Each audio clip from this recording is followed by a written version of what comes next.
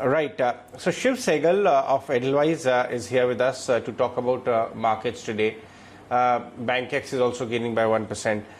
Shiv, let's try and understand the kind of signals you are reading as far as global markets are concerned. Last week we saw 3 down days for tech-based indices and Nasdaq as well, and it gave shivers to US markets, and we also kind of got a bit shaken, but things are stabilizing now. What are you making of the signals overall from global shows? Hi, Jay. Firstly, thanks for having me on the show. So, bottom line is it's a clear trend right now that the Fed and US markets are currently the global leading indicators of what is transpiring in the world over. Whether you look at the overnight reaction and what has happened in Wall Street in New York is leading, and market participants the world over are extrapolating that with a higher correlation not only to developed markets but the emerging markets as well. And in that space, the Wallstreet in Mumbai is no exception.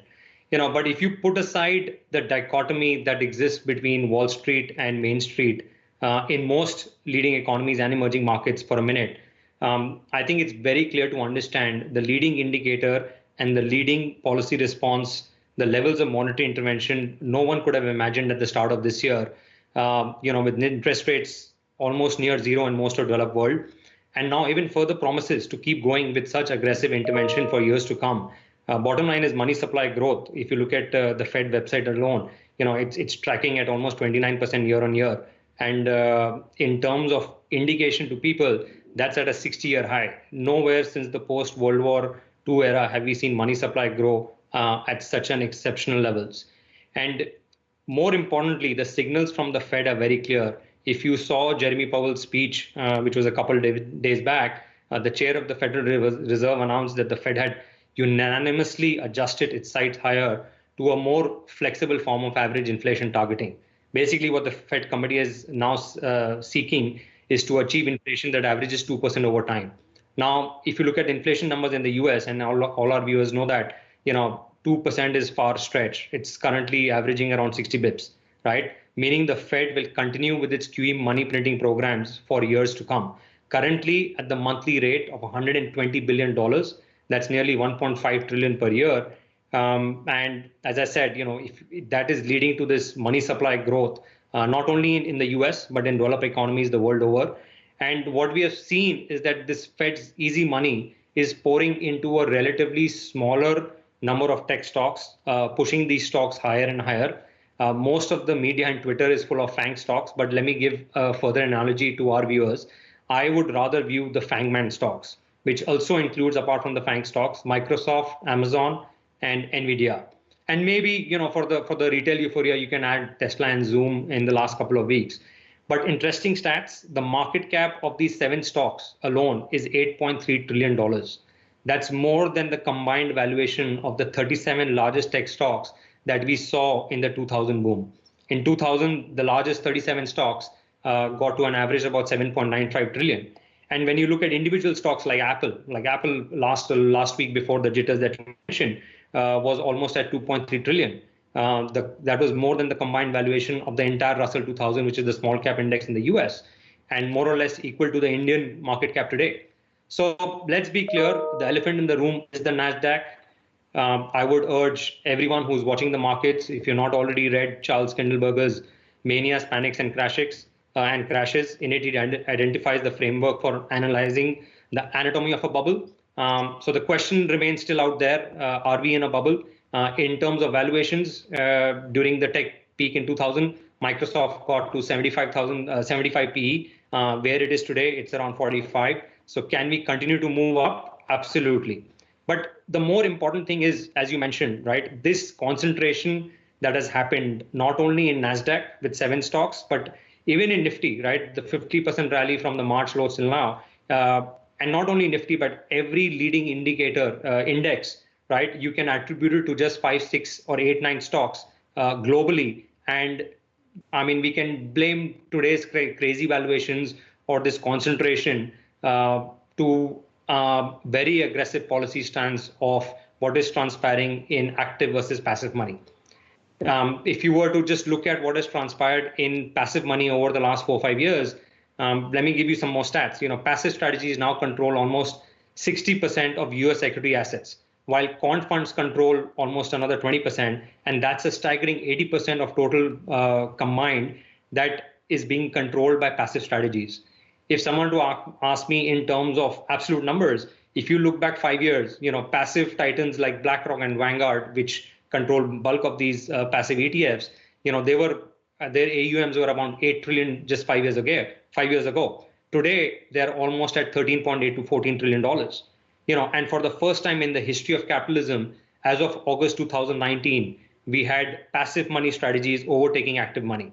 And what is resulting is this: if you add the endowment funds, the pension plans, the sovereign wealth funds, that number in US comes to almost $20 trillion that is being managed by passive strategies. That is actually equivalent to the annual GDP of US alone. So you're absolutely right. This concentration itself is providing us, in my view, a false sense of belief that retail investors cannot lose money on great tech stock names because even passive funds are loaded with them. But the longer this lasts, the more unbalanced the market becomes because, inherently stability, long-term stability creates instability in itself. So, as bubbles pop, investors will learn a hard lesson. But just as buying begets more buying, as is the current form, as when it reverses, selling begets more selling, which was as exactly prevalent in, from end Feb to March. But, does the pop happen today? I don't think so, and the reason I say that is we are still... Yeah, let me interrupt you over here, Shiv. I want to understand from you, in this kind of an environment which you're talking about, do you see flows, these extra flows which you're talking about, the liquidity which is sloshing around globally, to make way into emerging markets like India on a sustainable basis, causing our own asset prices to rise further from here? Absolutely. And the reason I say that is, see, the world today, bulk of the money today is chasing yields.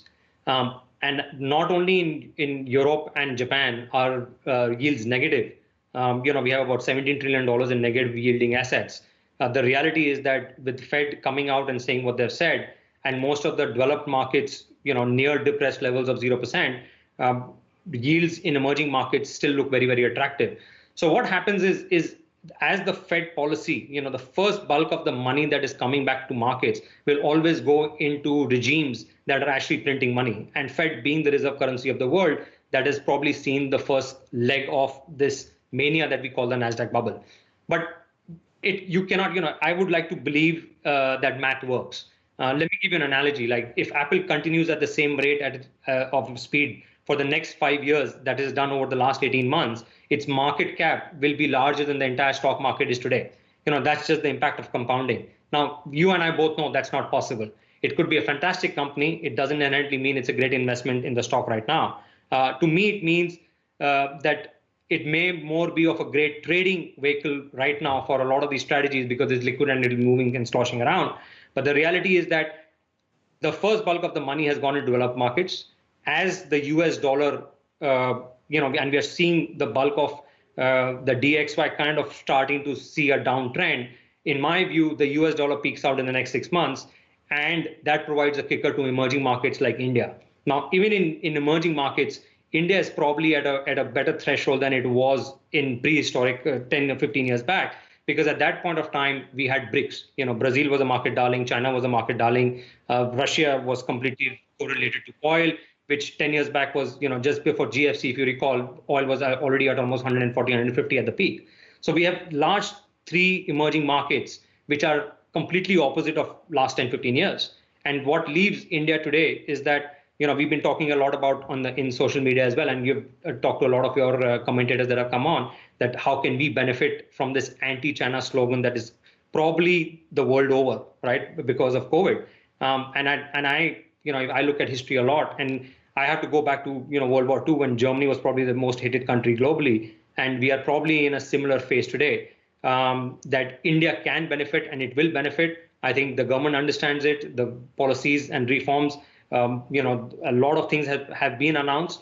Now the onus is on both the government and private sector to take the lead and kind of win back this manufacturing and service industries that has the COVID opportunity has provided.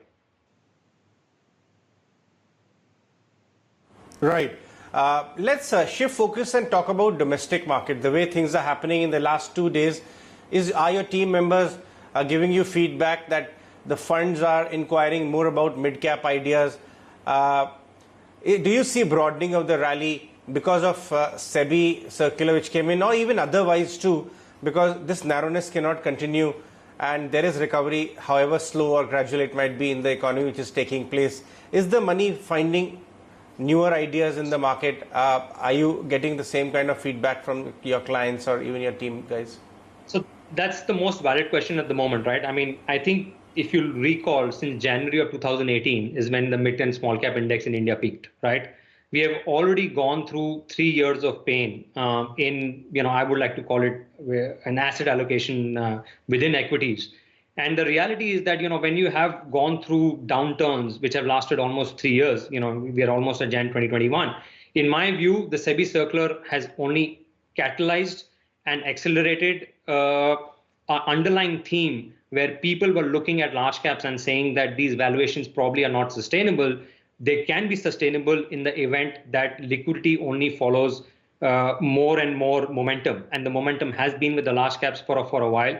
But the reality is that I would say that per se, I don't expect the entire spectrum to see the kind of euphoria that lasted during 2016 and 17. But what it means is that more and more fund managers are asking us about strong balance sheet, right kind of growth areas, and stocks, small cap stocks and mid cap stocks that could be the next leaders in the next upcycle that is about to take turn the world over.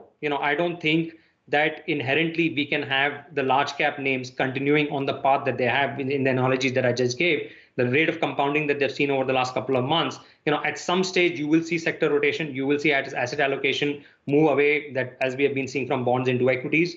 Growth has been the number one phenomena and momentum has been the second. Within that, techs have been leading. And I think within the domestic cycle, let's be very categorical that the global money supply trade, right, has kind of, in the form that it has appeared, it is here to stay for a while, and no sovereign central bank is under any illusion or pressure to pull it back soon. And RBI is in a similar format. It's been a really boon for India that, as I mentioned in BRICS, while if you look at currencies in what happened to Russia real in March and April, the Russian ruble and Brazilian real in through this entire COVID period, our currency has held up really well. And that's provided a further kicker to the government. And let's not forget, the biggest import for us, which is oil, is still hovering around. We probably saw an uptrend in the last couple of months, but again, it's back down below 40. That provides a big kicker to India in terms of getting its balances right. And, also one more point that I would like to add, that the bulk of the optimism that has happened has been mainly monetary led, right? And I would say that the fiscal is very much needed. That gives us the intermediation channel. I think the financial institutions are still overwhelmed and in themselves will not support an economic revival. And external support, a kicker and a booster, is needed to jumpstart this real activity, as we come out of this post-COVID world. And to me, one more analogy in terms of the domestic markets, I think the Indian domestic cyclical rally needs to be watched closely, right? I think there are a lot of skeptics out there. My view is that between now and Diwali, there is enough business euphoria and enough optimism built. So I don't see, even if NASDAQ blips, as we saw in the last couple of days, to my mind, I think we continue an uptrend between now and Diwali. The real test for markets will come around the 14th of November when Diwali kicks in, which will be the real test of demand for corporate India, right? Businesses actually seem very, very optimistic around it, and so am I. But I think what I'm trying to say is that will coincide with the biggest event of the second half of this year, which is the US elections, right? For me, that will, the way that plays out will form the narrative around the short-term blip in the market that you're talking about. Now, I'm not here to talk about whether Trump continues to be in power or Biden wins, but to me, the biggest kind of blip or the risk factor that I see, which not many people are talking about, and I've not seen any market commentator come out and talk about, especially in a few smart guys in the US talking about, is the fact that for the first time in the US, we have a postal ballot in terms of elections. Should Trump lose and he challenge the fact that he does not agree to the outcome, I think that can postpone the certainty of the elections. And I think that could probably be another 1 or 2 months where this uncertainty remains. And let's not forget, any market, like whether good or bad, markets hate uncertainty. So my point is, irrespective of who wins, I think the more risk event to watch out for is, should there not be a clear mandate winner, I think that will prolong the process and markets will not take that lightly, especially from the elevated levels that we are already at.